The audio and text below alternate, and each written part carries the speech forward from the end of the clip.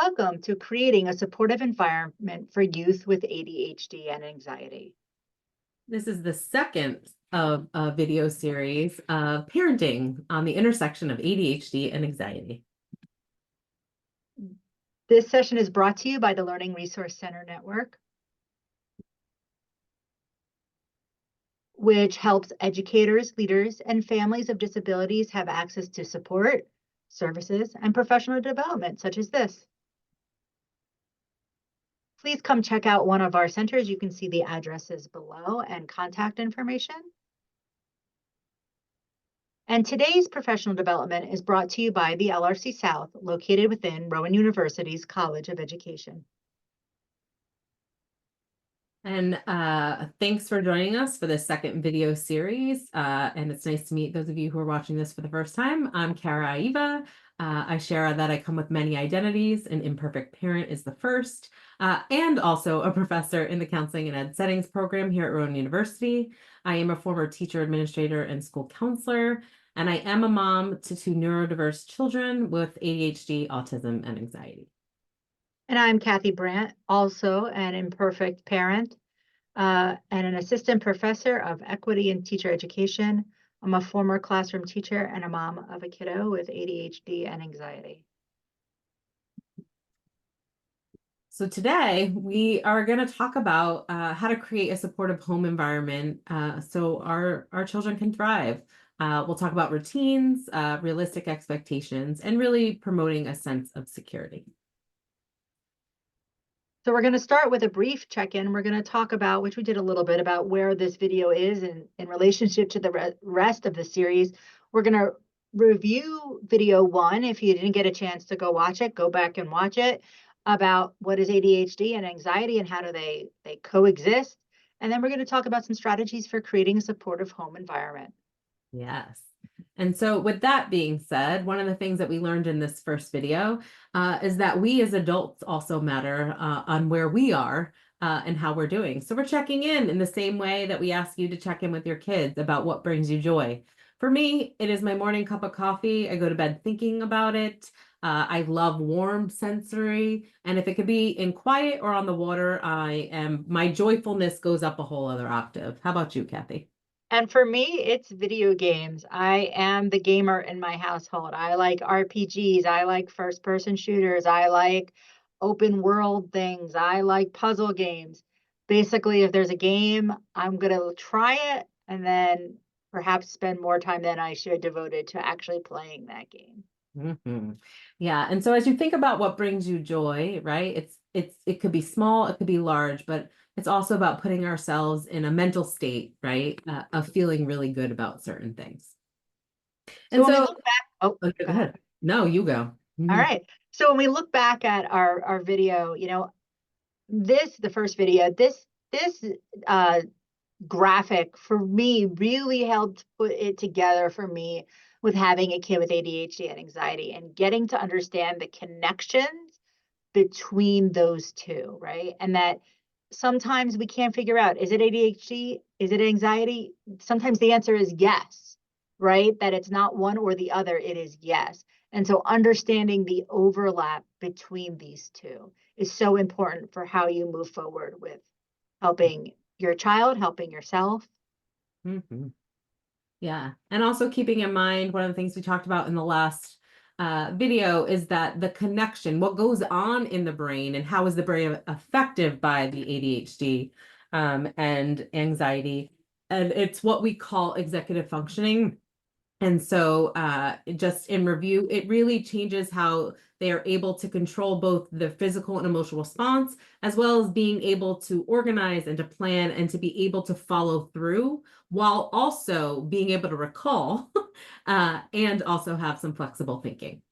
And in keeping in mind that both mental health and ADHD fall under the term and umbrella of neurodiversity, in the sense that they do affect the brain, and then the brain affects ways in which we function.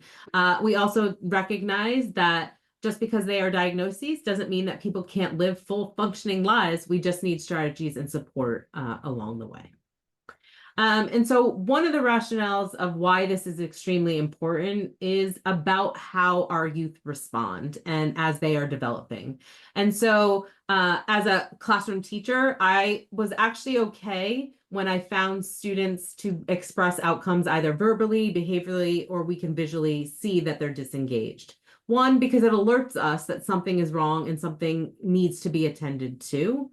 What sometimes we miss are the internalized outcomes. And so with those with ADHD and anxiety tend to internalize a lot, and they have what we call self-talk. And if we're not checking in with that self-talk, those thoughts tend to crystallize. And so it leads to negative self-esteem, low motivation, and really feeling harsh about yourself and having an internal negative thought about yourself.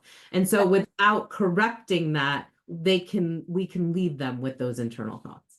And I was going to say, for my kiddo, this is a big one, right? That internal talk, the idea of this with the anxiety of this like running thoughts, the intrusive thoughts, the over and over again, and and it sometimes is over things that I don't think necessarily he should feel shame or guilt about, like not being the world record breaker in Rubik's Cube solving, but he will beat himself up in a way that doesn't, for me, doesn't match. I'm like, why are you getting so upset, right? But to understand that this is what happens, so that he needs to be able to work through that and to take it out of that lower piece of underneath and bring it to the surface and address it. Mm-hmm. And it is also a reminder that if our children won't speak to us, there may be somebody that they will speak to, and to find outside support in some form or fashion. And my child with ADHD actually asked to speak to somebody else. And so since she has been 3 or 4, she's actually been in counseling because she asked to talk to somebody else that wasn't us. And I think part of it was she didn't want to, the negative intrusive thoughts she felt would like be disappointing to us. And so it was easier to talk to someone else. Absolutely. And so when we think about an emotional cycle, I just want to be clear, an emotional cycle is about 90 seconds from having a thought that creates a feeling, that feeling creating a behavior, and that behavior then reinforcing the thoughts. Meaning somebody did something and I don't agree with it, and so I'm angry.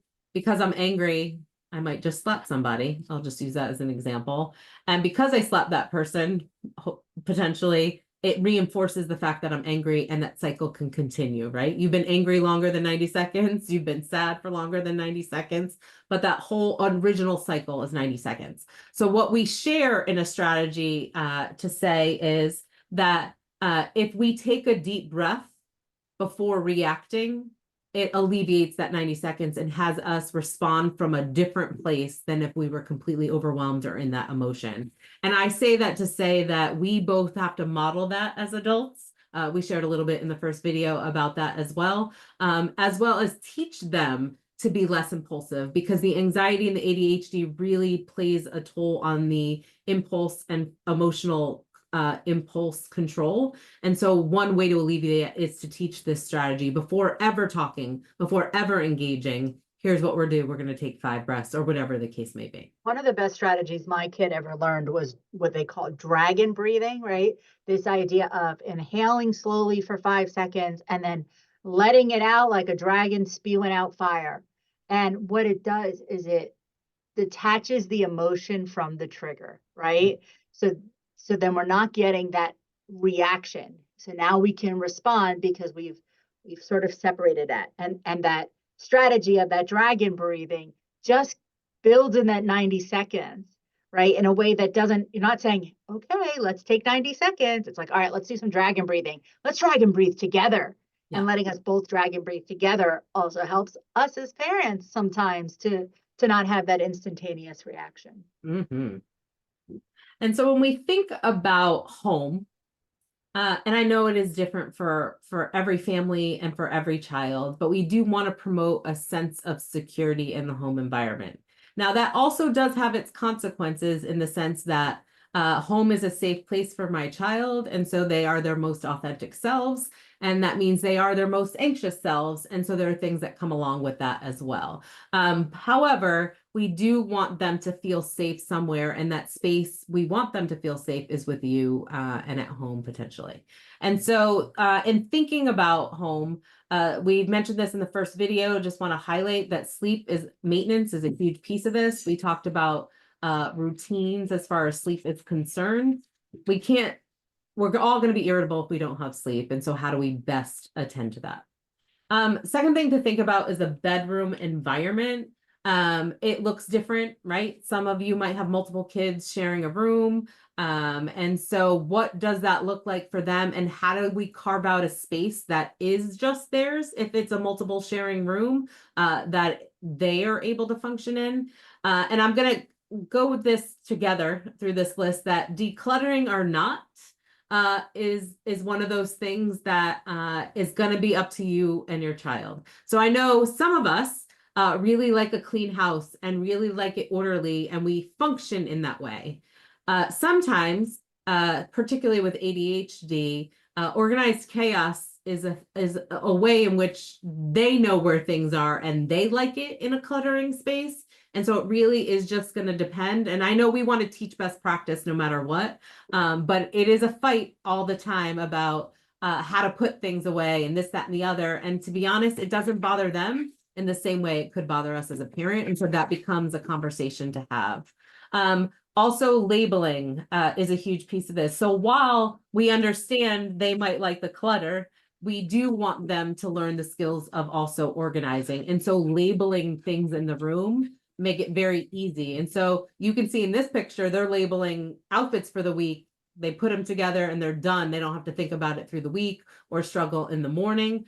For me, our labels are visuals with words that say short sleeve shirts, pants, long sleeve. And so it's just a matter of they know they need one of these, one pair of underwear, and being able to put it together, and also how to put away clothes. And so it really just depends on what might work for you. Here are strategies for you in that particular piece. And Cathy will admit to this too, we're all a work in progress. So we don't always upkeep what we've tried, and this is one we know works, and we have a really hard time also following through. So I just want to be real with you that we know this is best practice, but we're also human, and there's only so many hours in a day. But we have at least started in this process, and I come back to it every so often. So even if I fall off this wagon, I do come back because I know how much safer they feel in that moment. Well, and I even said to my kiddo, hey, would you like me to label your drawers so that when you put your laundry away, because I make him put his laundry away, he's 9 years old, that you know where things go and that it's not just like things coming out of drawers and a mess. And he was like, yes. Yeah. And so just even like giving him that suggestion of that's something we can do, he was excited about having that structure and having that piece for his organization. Yeah, because they also don't know how to ask what they need either. And so a lot of this is trial and error and engaging. Did that work? Did it not? Let's try something different. So I appreciate you sharing that story.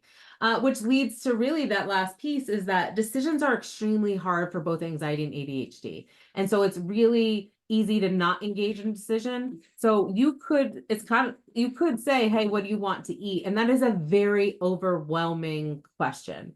And it becomes decision paralysis. And we'll talk a little bit more about how to train beyond that coming up, but just know decisions are very hard without having options or ways in which to organize, and then causes more anxiety along those lines. So let's start by talking about routines. We did talk about in our last session that routines are important because they also reduce anxiety and they also provide a structure that does also help in the organization as far as ADHD is concerned. And it takes the emotion out of the process that has to get done so that you're not continuously fighting every day for them to do those things. It becomes part of the norm. So it does build healthy habits, obviously confidence, but it also, along those same lines, builds internal motivation for them to do themselves once they understand it and know what those processes are. It reduces the stress and reinforces essentially the values that you would like to support in your own household. While we also shared it does remove emotion. Oh, and it supports learning. How about that? So for years, and I mean like 9 years, we only use visuals as far as schedules are concerned. And we use an actual app because my one child liked to check it off every time that it was done or move it over. We've done visual routines and schedules in different chunks. So this is the morning routine. This is the nighttime routine. It's just a reminder that if you have a visual posting of a routine, it's quicker to process and follow without having to think through those decisions. And so I encourage you to think about doing it both in writing, so you're also teaching literacy, but also having a visual component to go along with And it. my kid has that for school because he's just excited about coming home at the end of the day that he forgets his homework book. And then it's like, oh, what are the spelling words? So he has a checklist that he uses to help build that with both visuals and words to help him remember of, all right, like get your homework book, any other things in your folder, put them away, bring them home, so that he's able to have a more successful day, because when he gets home and he doesn't have his spelling words and we're all getting frantic because he's got homework, this helps take some of that stress out of our evening. And it's a visual checklist, a reminder that is also filling in that internal processing to make it become a habit.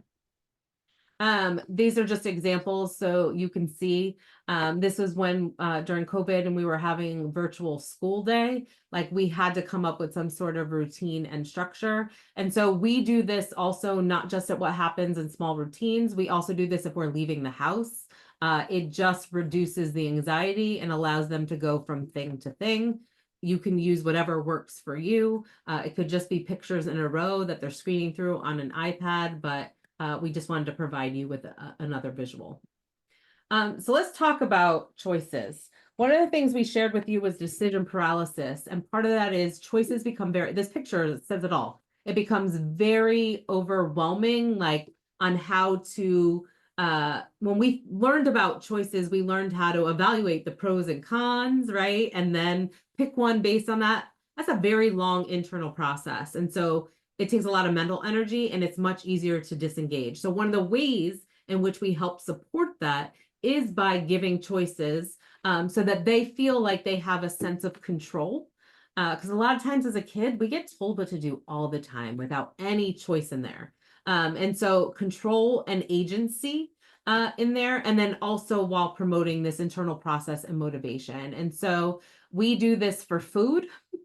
We narrow down choices. The younger they are, you can start with 2 and then move to 3. But any time you're leaving for an activity for the house, giving an option of this or this really helps support that process of helping them build making choices and not feeling so overwhelmed in that process. And so it starts early, but you can, if it's not something you've done and your child's already at 12 years old, it's something you can start now as part of that process to build control and agency. And I just wanted to share, so we've had incidents where the ice cream truck comes around and the kids get so excited about the ice cream truck that they can't decide what to get. And, as much as technology is both a blessing and a curse, right? I love the fact that we can keep track of, here are the 2 things that they really like. This is what you got last time. Do you want to get this one this time? So sometimes just knowing, look, the ice cream truck comes around 2 to 3 times a week. We kept track. Last time you got this time do you want to get this instead? He has the choice, right? They can say, no, I still want another whatever, but at least helping us keep track of what the choice was the last time helps them to take some of the stress out, right? But for him, it's that anxiety piece of, am I making the right choice? Well, okay, right? Yeah. And again, this plays to both the ADHD and the anxiety, and that it reduces the anxiety, but also is teaching the skill in making the decision along with you in that process. The other thing to think about is setting realistic expectations as far as coping is concerned. We just talked about this in this first video, that we as parents have to also manage our own expectations. I tell people that I had to grieve who I thought I was going to be as a parent because the kids are not who I thought I would have as kids, and had to change those expectations. And so that means that we also need to teach what those expectations are. We need to process it for ourselves and then teach it. What you see here are some coping skills that might work for you as an adult and for your kid, and to share these as potential coping skills for themselves. So reading is one of them. Could be breathing, could be labeling feelings. We talked about validating last time. It could be doing art. It could be playing a board game, which happens very frequently in this household. When all other needs can't be met, the board game is actually the one that brings us all together. And so thinking about what works for you, and to then having each of these experiences with your kids, so then later you can say, did that work or did that not work? Yeah, and just having that in their arsenal, right? So here are the different things that you can use. What, and even creating a visual of something like this, of whatever the things that work for you. Which one should we try? Because sometimes they can't even think of in the moment which strategy. Say, hey, should we try dragon breathing today? Okay, we can, no, not today. Do you want to like scribble on a paper? Mhm. Okay, great. Get that out of your system. Yeah, and along the lines of choices, they don't know the process of making the choices, what we're teaching there through that. Here, when we say to a kid, calm down, right? And you've been told that even as an adult, calm down, right? That's great, but how do I do that? I don't know that these are ways in which I can regulate. And so we're going to need some practice and understanding of what are the things that could work, and what am I allowed to do in this space? Because you all are setting an expectation of what they can and cannot do within your household. And so this is a reminder in that way. And as we move forward, we one of the things what we were very passionate about was making sure we gave you a parent strategy at the end of each one of our videos. And so this is just the STOP method. And it is just a very easy acronym to stop, notice what's going on for you physically and emotionally, to take a deep breath so that we can regulate ourselves, observe what's happening in that moment. Am I calming down, or is this getting worse? And then move forward in a very kind of more mindful place and space. So similar to the emotional cycle, this is just another acronym to say to yourself, stop, and literally stop and go through the action of calming down. I hope this works for you. It does not work for me, but it is a strategy that I do know that works for others. So our key takeaways today is, figure out what type of organization works for you in your household. Is it clutter? Is it declutter? Does using visuals and or words to help organize? Think about the way that you have your routines. Maybe your routines aren't working, and especially as children age and they have more activities and more things, or new life circumstances happen. You get a dog, you have a new baby, those routines change. So how do we might have to adapt some of our routines? But though, and working with sleep maintenance really helps reduce kids' anxiety and parents' anxiety. And without choices, right, decision paralysis occurs. We want to teach kids how to make choices, because they're going to have to come into to interact with choices for the rest of their lives. Yeah, and on that same note, there's a lot that we expect from our children, and we forget sometimes that they weren't taught some of these things. And so a lot is helping them work through the process and teaching them in the household to be the place and space that they want to feel safe and thrive. So again, some resources for you as parents that you can go to.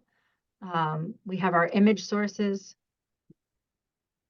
And, please stay engaged with the State Department, as well as the LRC-South at Rowan University.